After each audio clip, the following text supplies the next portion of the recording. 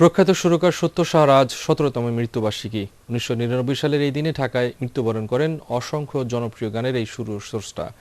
১৯৫৬ সালের বেতারের সহকারী সঙ্গীত পরিচালক হিসেবে কাজ শুরু করলে ১৯৬৪ সালে সুতরাং ছবির মাধ্যমে আত্মপ্রকাশ করেন পূর্ণাঙ্গ সঙ্গীত পরিচালক হিসেবে। এরপর আর পেছনে ফিরে তাকাতে হয়নি এই গুণী মানুষটিকে। সত্য সাহার বর্ণাঢ্য জীবনের খণ্ডিত অংশ তুলে ধরছেন আমিনুল মজলিস।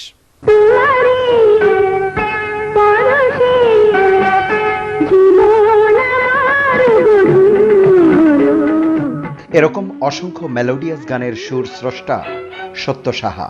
বন্ধু হতে চেয়ে তোমার শত্রু বলে গণ্য হলাম।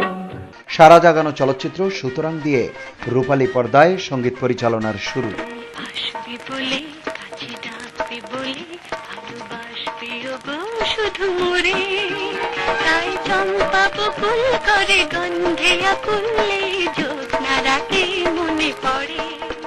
এরপর একে একে প্রায় ২০০ চলচ্চিত্রে সঙ্গীতের কারিগর হিসেবে কাজ করেছেন তিনি।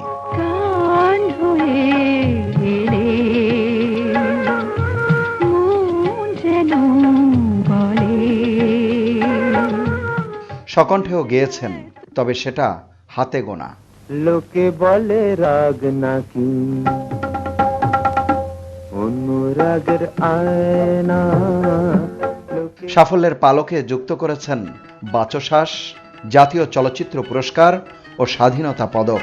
আমি তো দেখেছি কত যে স্বপ্ন মুকুলে ঝরে যায়, শুকনো পাতার মরমরে বাজে কত সুর বেদনায়। স্ত্রী রমলা সাহা সহ সত্য সাহার সব সন্তানই জাতীয় চলচ্চিত্র পুরস্কার প্রাপ্ত।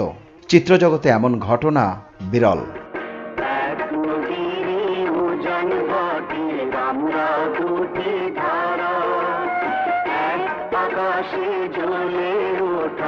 আমরা ১৯৯৯ সালের ২৭ জানুয়ারি পৃথিবী থেকে বিদায় নেন এই গুণী শিল্পী।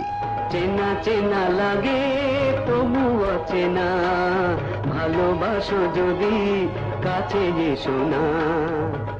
আমিনুল মজলিস, মাই টিভি, ঢাকা।